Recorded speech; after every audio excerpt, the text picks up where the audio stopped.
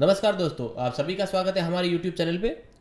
जैसा कि आप सभी को पता है कि पटवारी में नॉर्मलाइजेशन की प्रक्रिया लागू कर दी गई है, तो उसकी वजह से हर शिफ्ट में जो हार्ड शिफ्ट होगी उसके क्या जा सकती है कट ऑफ, कितनी ऊपर हो सकती है, कितने हो सकती है, तो इसके हम वीडियो के थ्रू बात करेंगे। थोड़ा वीडियो लेंथी होने वाला है, थोड़ा लंबा होगा, तो आपको कंप्लीटली डिटेल्स अगर जानना है तो वीडियो के एंड के लिए बने रहें। और जिन भाई और बहनों ने अगर हमारे चैनल को अभी तक सब्सक्राइब नहीं किया है तो सब्सक्राइब कर लीजिए और बेल आइकन को प्रेस कर लीजिए प्लीज़, ताकि हमारे वीडियो की लेटेस्ट नोटिफिकेशन आपको इजीली मिल सके दोस्तों। तो हम सबसे पहले बात करेंगे कुछ इंपॉर्टेंट पॉइंट पे। तो देखिए, सबसे पहली बात है कि सबका जो मुझे कमेंट्स मिल रहा है वो ये है कि एग्ज़ाम का रिजल्ट है पटवारी का, वो कब तक जारी हो जाएगा। तो दोस्तों देखिए, बोर्ड का जो रिजल्ट है वो लगभग आप मान के चलिए दिसंबर के या तो फर्स्ट वीक, जो लास्ट वीक है उसमें हो जाएगा। अदरवाइज अगर इस पे नहीं होता है तो आप जनवरी 2022 मान के चलिए, और फर्स्ट वीक आपके मान के चलिए कि इसमें आपका जो रिजल्ट है वो जारी हो जाएगा। क्योंकि देखिए, मैं आपको एक और चीज़ बता देता हूँ। देखिए, बोर्ड के पास देखिए पटवारी का रिजल्ट अभी जारी करना है, ठीक है। अभी पटवारी में साथ साथ क्या हो रहा है, अब एग्जाम होने वाला है वीडियो का, तो वीडियो का एग्जाम होगा अभी, तो वीडियो का फिर रिजल्ट जारी करना पड़ जाएगा। तो यहाँ पे बोर्ड के पास दो दो वैकेंसीज का प्रेशर रहेगा। तो बोर्ड ये चाहता होगा, या हम सोच रहे हैं, अनुमान लगा सकते हैं कि बोर्ड अगर पहले पटवारी का रिजल्ट निकाल दे तो बोर्ड का प्रेशर कम रहेगा और वीडियो में आराम से वो अपना फोकस कर पाएंगे। और इसमें एक और बात है दोस्तों, देखिए, अगर अगर बोर्ड अगर पहले जारी करता है वीडियो के एग्जाम से पहले, तो यहाँ पे प्रेशर तो बोर्ड को कम होगा ही होगा। उसके साथ साथ जो एग्जाम, जो दूसरे एग्जाम है, सपोज हम मान के चलते एक तो रीट का हुआ था और एक एसआई का, तो इनमें अगर वैकेंसीज में इनका भी रिजल्ट अगर जल्दी जारी हो जाता है तो पटवारी का जो है वो, सपोज यहाँ पे मान लेते हैं कि रीट के और एसआई के अगर जो है कैंडिडेट है वो ज्वाइन कर लेते हैं, तो यहाँ पे अगर इनका दोनों का रिजल्ट अगर जारी हो जाता है तो यहाँ के जो पटवारी वाले जो स्टूडेंट थे, जो इन्होंने रीट का भी दिया होगा या एसआई का भी दिया होगा, तो वो जो कैंडिडेट होंगे वो रीट को ज्वाइन कर लेंगे और एसआई को ज्वाइन कर लेंगे।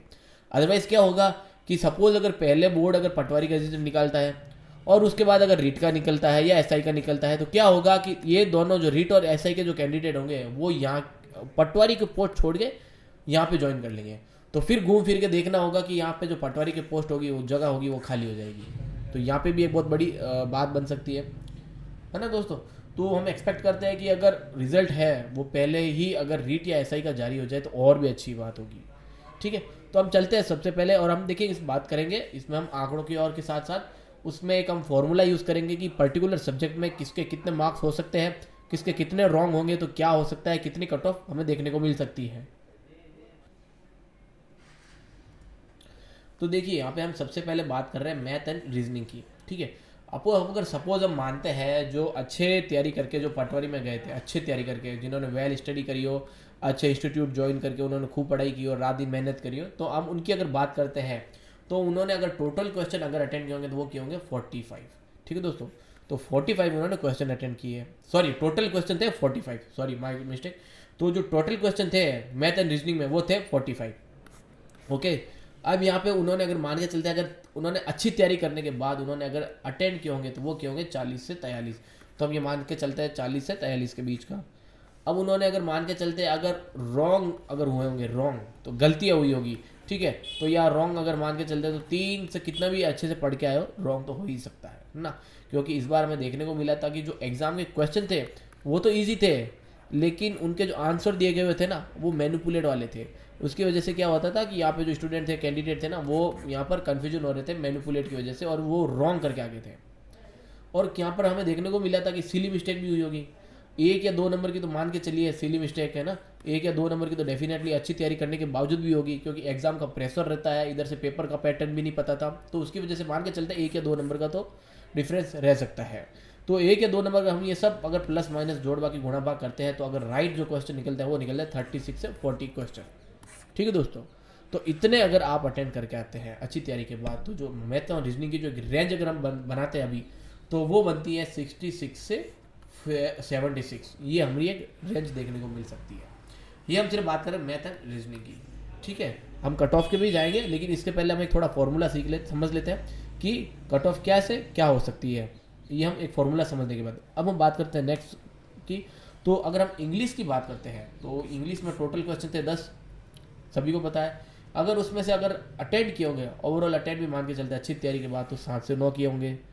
उसमें से अगर रॉन्ग क्वेश्चन हुए होंगे 3 से 4, तो राइट कितना हो गया यहाँ पे 5 से 7। अगर मैक्स टू 7 मान के चलते हैं अपन यहाँ पर, तो जो हिंदी और इंग्लिश में है तो यहाँ पर रेंज जो जाएगी वो जाएगी 27 से लेकर 31 तक, मतलब ये 27 से 31 क्वेश्चन ये नंबर तक की करेक्ट हो सकते हैं। ठीक है दोस्तों, है ना, 27 से रेंज होगी, वो रेंज जो बनेगी अपनी वो 27 से 31 तक की बनेगी। अब चलते हैं नेक्स्ट सब्जेक्ट के लिए। तो यहाँ पे हम जीके की बात करते हैं। देखिए जीके में एक सबसे मैं चीज़ बता देता हूँ कि यहाँ पर सबसे पहले जो मैथ के जीके के क्वेश्चन थे ना, वो सबसे ज़्यादा मैनिपुलेट वाले क्वेश्चन थे। क्वेश्चन तो बिल्कुल सही थे लेकिन उनमें मैनिपुलेट किया हुआ बहुत ज़्यादा था आंसर में, तो उसकी वजह से यहाँ पे बहुत सारी जो गलतियाँ हुई है ना रॉन्ग वाली, वो बहुत ज़्यादा हुई है। तो एक्चुअली हम मान के चलते हैं अगर टोटल 68 क्वेश्चन थे, है ना, तो 68 में से अगर हम अटेम्प्ट अगर मान के चलते तो वो थे 51 से 60 क्वेश्चन। अब दोस्तों अगर 51 से 60 अगर अब जो बंदा अटेंड कर रहा है, इसमें मतलब है कि वो अप्रॉक्स मान के चलते कि बहुत अच्छी तैयारी की है उन्होंने, वेल स्टडी की है। तो यहाँ पे जो राइट जो क्वेश्चन हुए होंगे रॉन्ग हटाने के बाद, रॉन्ग 10 से 12 तो हो ही होंगे, सिली मिस्टेक मान लो, एग्जाम के प्रेशर से भी सिली मिस्टेक होती है, एग्जाम के मैनिपुलेट होने की वजह, क्वेश्चन के मैनिपुलेट होने की भी गलती हो सकती है। तो उसकी वजह से अगर 10 से 15 अगर माइनस करते हैं तो यहाँ पे अपने क्वेश्चन राइट आते हैं, वो होता है 45 से 55 तक के क्वेश्चन। ठीक है दोस्तों, तो अब हम ये सारा एक कैलकुलेशन के बाद अगर जीके की रेंज देखते हैं तो वो बनती है हमारी जीके की 75 to 90, 75 से 90 के बीच की एक रेंज क्रिएट जनरेट होती है। ये हम एक दायरा मान सकते हैं अभी। अब हम चलते हैं नेक्स्ट सब्जेक्ट के लिए, वहाँ पे हम बात करेंगे कंप्यूटर पे। अब देखिए कंप्यूटर के जो ओवरऑल क्वेश्चन थे वो 15 थे। ठीक है दोस्तों, आप एक बार अगर आपको लगता है, अगर कुछ डाउट है तो आप मुझे कमेंट बॉक्स में जरूर शेयर कीजिएगा, अगर इतने क्वेश्चन नहीं है आपको लगता है तो। ठीक है, और अब अगर मान के चलते हैं उन्होंने अटेंड किए होंगे, देखिए 15 तो कंप्यूटर मेरे हिसाब से लगभग आजकल हर कोई यूज़ करता है, कंप्यूटर और मोबाइल सब यूज़ करते हैं, तो कंप्यूटर का डेफिनेटली इजीली उनको क्वेश्चन किए होंगे। तो अगर हम मान के चलते अटेम्प्ट किए होंगे उन्होंने 12 तो मिनिमम के ही किए होंगे, 12 तो मान के चलो, इससे ज़्यादा 15 तक मैं मान सकता हूँ कि 15 तक तो उन्होंने डेफिनेटली अटेंड किए ही होंगे। 12 मेरा मिनिमम रहेगा, इतने तो डेफिनेटली है अटेंड किए होंगे, क्योंकि कंप्यूटर के क्वेश्चन हैं वो बहुत ईजी आए थे, मैनिपुलेट नहीं किए हुए थे। तो उसमें अगर रॉन्ग जो क्वेश्चन होंगे अगर उनसे, तो वो 2 से 4 मान लो या 2 से 3 मान लो। ठीक है, अगर इन सबका कैलकुलेशन करने के बाद अगर राइट जो क्वेश्चन हुए वो होंगे 10 से 13, जो राइट क्वेश्चन हो गए वो हो गए 10 से 13। अब अगर हम इसका कैलकुलेशन करके एक रेशियो तैयार निकालते हैं कंप्यूटर का, तो वो निकलता है 15 से 20 का। ठीक है दोस्तों, तो इसके बेसिस पे अब ये हम बात करेंगे वापस, जो एक तो मैथ एंड रीजनिंग की, वापस मैथ एंड रीजनिंग की, इंग्लिश एंड हिंदी की, उसके बाद जीके की, और उसके बाद कंप्यूटर की। तो ये चारों सब्जेक्ट की, 4-5 सब्जेक्ट की हम एक एवरेज रेशियो निकाल के कट ऑफ हमने बनाई है। तो वो कट ऑफ क्या रहने वाली है हम जानेंगे। हम दोस्तों थोड़ा वीडियो लंबा हो रहा है बट सॉरी उसके लिए, बट आप अब सिर्फ हम कट ऑफ दिखाएंगे, उसको आप सच्चे से समझिए, और आपके उतने मार्क्स अगर बन रहे हैं दोस्तों तो आप समझ लीजिए कि आप 100% आप पटवारी में रेस में हैं और आपके आगे निकलने वाले हैं। और दूसरों एक मैंने, अगर इतने आपके मार्क्स बन भी रहे हैं अगर मेरी कट ऑफ के बेसिस पे, तो आप अभी से ही आप अपने डॉक्यूमेंट, अगर आपको कोई पेंडिंग है तो आप डॉक्यूमेंट रेडी कर लीजिए, क्योंकि डीवी में आपको टाइम नहीं मिलेगा, क्योंकि कुछ डॉक्यूमेंट ऐसे होते हैं जो उसी वक्त हमें प्रेजेंट करने होते हैं। उसके बाद अगर डीवी में अगर वो आपको नहीं मिले, या जो चेक करने वाला जो ऑफिसर होगा वहाँ पे अगर वो डॉक्यूमेंट को अगर खारिज करता है, तो दोस्तों आपको वापस वही डॉक्यूमेंट या कोई और डॉक्यूमेंट बनाने का मौका नहीं मिलेगा। इस बात का आप जरूर ध्यान रखिए। और क्या क्या डॉक्यूमेंट लगेगा, क्या क्या हो सकता है, तो मैंने उसके लिए एक डिस्क्रिप्शन में मेरा एक लिंक है, मैं आपको शेयर करूंगा। डॉक्यूमेंट का एक वीडियो है मेरा, तो उस पर आपको इजीली मिल जाएगा। आपको अगर कोई पेंडिंग है तो उस पर आप विजिट करके आप चेक कर लीजिए पहले, और जो पेंडिंग है उसको क्लियर कर लीजिए। ठीक है, अब हम चलते हैं आंकड़ों की और कट ऑफ के आंकड़ों की और देखते क्या हो सकता है। तो दोस्तों देखिए आपके सामने कट ऑफ अभी है, ये सारे कैटेगरी की है। तो ये ओवरऑल हम सिर्फ मेल की बात करें अभी, ठीक है, मेल में। तो ये हम बात करेंगे पहले जनरल कैटेगरी की में 208 से लेकर 211 तक की कट ऑफ जा सकती है। अपर वैल्यू में अगर आपके आ रहे हैं और भी अच्छे हैं तो डेफिनेटली आपका सिलेक्शन यहाँ पे निश्चित है दोस्तों। अब हम बात करते हैं ओबीसी कैटेगरी की, तो यहाँ पर 205 से 208 की कट ऑफ देखने को मिल सकती है। अगर जिन विद्यार्थियों को 208 प्लस भी बन रहे हैं तो डेफिनेटली आप 100%, देखिए 208 के तो आप मान के चलता हूँ 100% है। अगर 208 के प्लस तक बन रहे हैं तो आप 100+1 मतलब 101% श्योर हो जाए कि आपका 100.1% आपका सिलेक्शन होगा। ठीक है। EWS की बात करते हैं मेल कैटेगरी में, तो मेल EWS में यहाँ पे देखिए 10% रिजर्वेशन कोटा है दोस्तों। 10% रिजर्वेशन कोटा के साथ जो कट ऑफ है 200 से 203 रहने वाली है। अगर अपर वैल्यू है तो आप मान के चलिए आपका भी 101% श्योरिटी मान के चलिए। MBC की बात करें तो MBC में 5% रिजर्वेशन कोटा है, तो MBC में 198 से 202 की कट ऑफ देखने को मिल सकती है। अगर 202 से अगर अपर वैल्यू आपके है तो आप भी अपने आप को 101 की कैटेगरी में काउंट करें, 101% आप डेफिनेटली सिलेक्शन होगा। SC कैटेगरी की बात कर रहे हैं तो SC में 183 से 186 तक, मतलब 183 से 186 की कट ऑफ देखने को मिल सकती है। अगर आपके अपर वैल्यू आ रहे हैं 186 से तो आप भी अपने आप को 101% मान के चलिए कि आपका भी यहाँ पे सिलेक्शन होगा। ST कैटेगरी की बात करते हैं तो 177 से 181 की कट ऑफ देखने को मिल सकती है।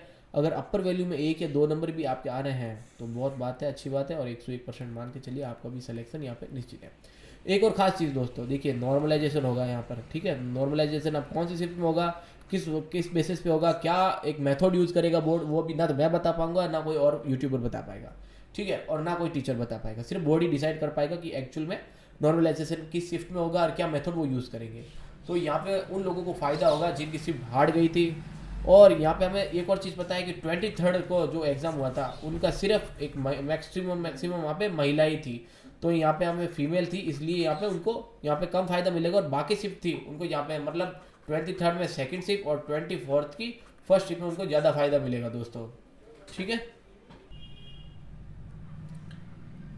अब हम बात करेंगे ऐसी कैटेगरी फीमेल कैटेगरी की, फीमेल कैंडिडेट्स जो है उनके कैटेगरी वाइज हम देखेंगे कि उनकी कट ऑफ क्या रह सकती है।